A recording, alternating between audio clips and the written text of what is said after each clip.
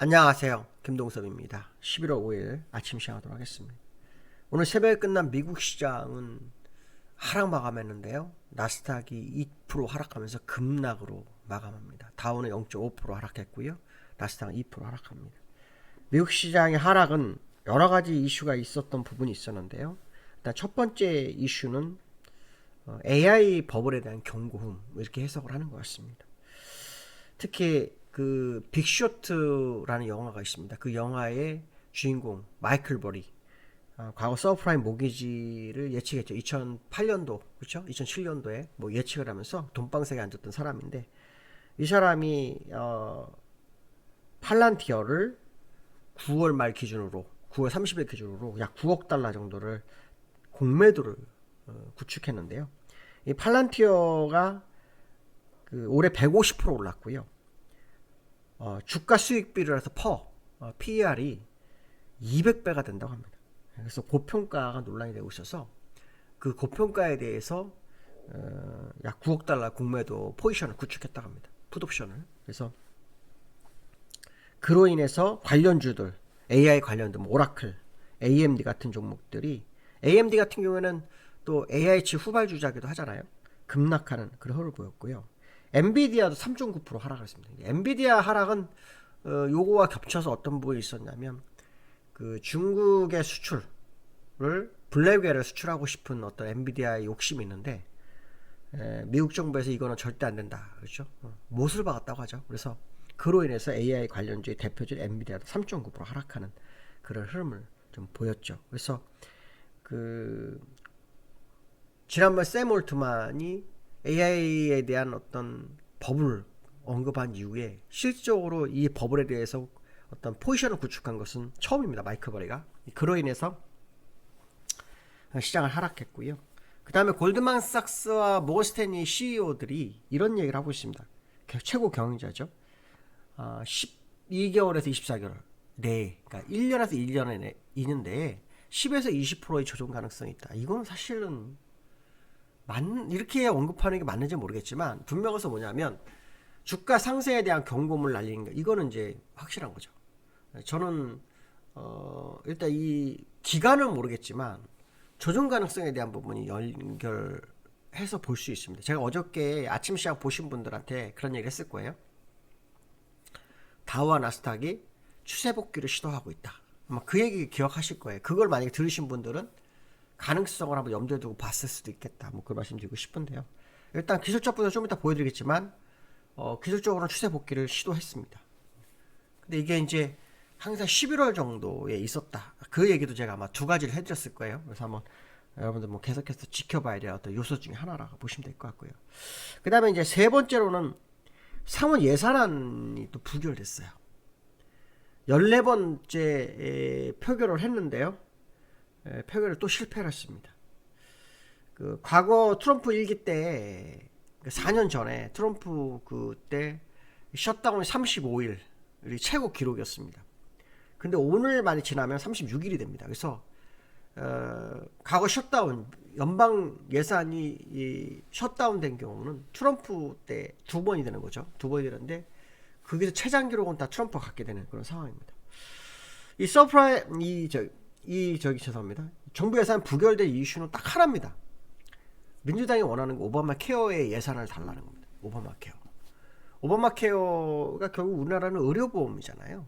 근데 이제 미국은 아시겠지만 의료보험이 안 되는 사람은 어마어마한 돈을 줍니다. 그래서 뭐 캐나다나 미국이나 이런 나라, 우리나라에 의료 여행 오잖아요. 여행 오면 여행 비자로 이게 의료가 되잖아요. 근데 미국에서는 정말 돈이 많이 들거든요. 뭐 하나 하려면 다 부킹, 예약을 해야 되는 그런 상황이기 때문에 그 부분이 안 되는 그런 상황이다. 이렇게 보시면 될 것 같습니다. 그래서 그 부분 싸움을 지금 하는 과정입니다. 이게 사실 이제 11월이 시작됐기 때문에 한 달 지나면 내년도 예산 책정해야 되니까 어차피 이렇게 되는 마당에 내년 예산 그냥 가겠다 이렇게 해석하는 것 같습니다. 민주당. 그렇게 되면은 결국은 36일째 버텼고 까지 왔고, 그 버틴 것이 AI에 의해서 올라가는데, AI가 흔들리면 셧다운 문제가 시장에 아주 크게 나올 수도 있는 거죠. 그러니까 지금 굉장히 안 좋은 상황으로 미국이 흘러가고 있는데, 향후 어떻게 시장이 될지는 좀 더 지켜볼 필요성이 있겠다. 뭐 이런 말씀 해드리고 싶고요. 나스닥과 다우의 흐름을 보시면 다우는 이제 이 꺾였죠. 근데 월봉상으로 제가 있잖아요. 여기 추세 복귀 시도를 하고 있다. 복귀 시도를 하고 있습니다. 근데 완전히 들어오지 않았습니다. 그래서 추가로 움직임이 어떤 식으로 나오는지 봐야 되는데 오늘 새벽에 끝나는 0.9%까지 빠졌다가 낙폭을 한 0.4% 돌린 그런 흐름이 보이고 있고요. 나스닥도 월봉을 보시면은 종가가 최저가가 됐는데 추세 복귀를 시도하고 있죠. 그래서 이 월봉상이기 때문에 사실은 11월 한 달 동안 내내 봐야 되겠지만 장대 양봉이 지난달에 나오면 보통 장대 양봉을 메워주는 월봉이 나올 수도 있거든요. 가능성에 대한 부분이 열려 있기 때문에 뭐 그런 부분도 한번 생각해 볼 필요성이 있겠죠. 어쨌든 나스닥과 다우가 돌파 후 추세 복귀를 시도하는 것만큼은 사실인 거고 거기에 이제 가장 핵심이었던 그러니까 셧다운 문제도 과거 셧다운 이 정도 기간에서는 주가가 엄청 빠지거든요. 안 빠지고 올라온 건 AI주였는데 AI주마저도 약간 흔들리는 흐름을 보이면서 셧다운 최장 기간이 나왔다는 것은 의미가 있지 않겠나 생각을 한번 해볼 수 있는 그런 모습이다 이렇게 말씀드리고 싶고요.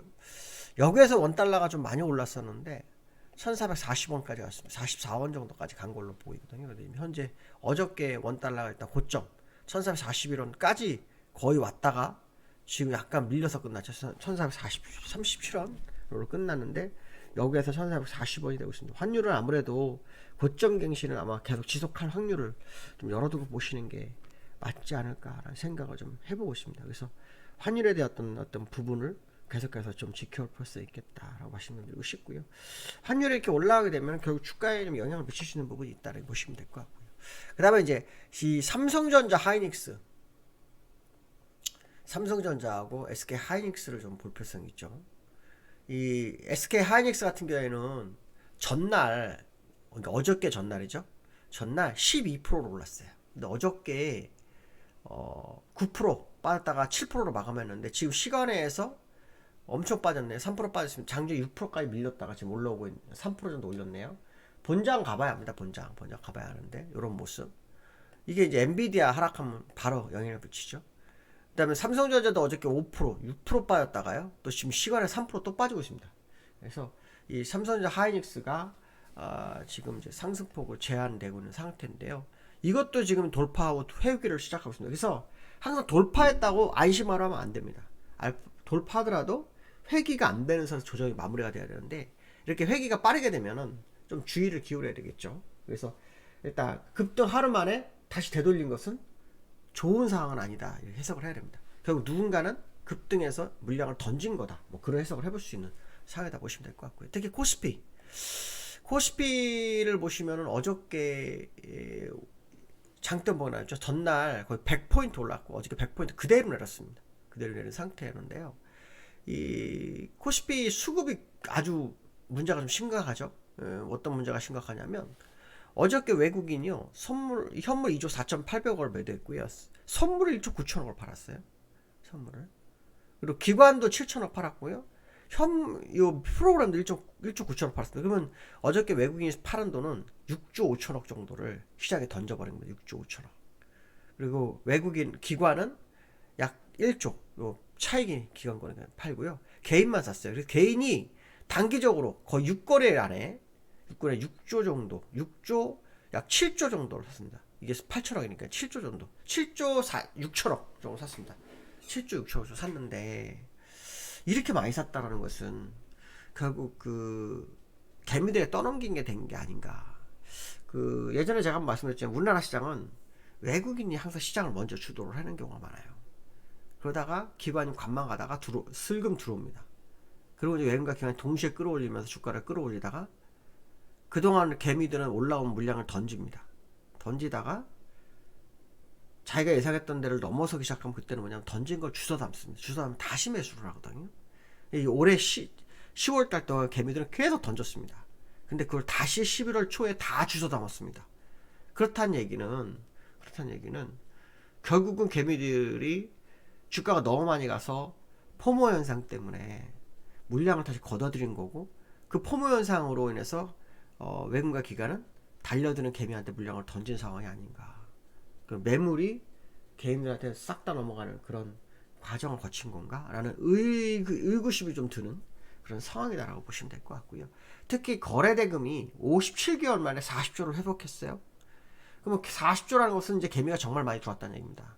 하루 거래되면 40조가 됐다는 것은. 그러니까 실제로 나오는 숫자하고 거래되는 게 달라요. 나오는 숫자가 이렇게 3조 이렇게 나오면 실제로 하루 거래되면 40조입니다. 그러니까 개미들이 주거니 받거니 엄청 많이 했다라는 것을 의미하기 때문에 결국은 예전처럼 또다시 개미가 한번 물리는 상황이 왔나라는 생각도 한번 해볼 수 있는 그런 어떤 상황이 연출되고 있다. 이렇게 해석도 한번 해볼 수 있을 것 같습니다. 오늘 여기까지 하겠습니다. 감사합니다.